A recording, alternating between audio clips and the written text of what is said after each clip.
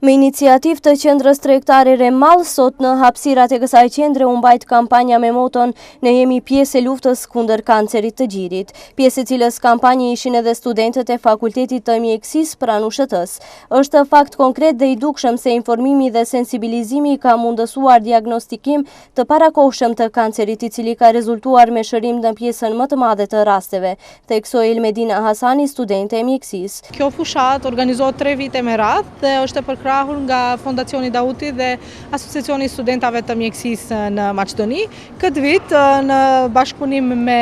qendrën tregtare Remall dhe me kolegët tonë në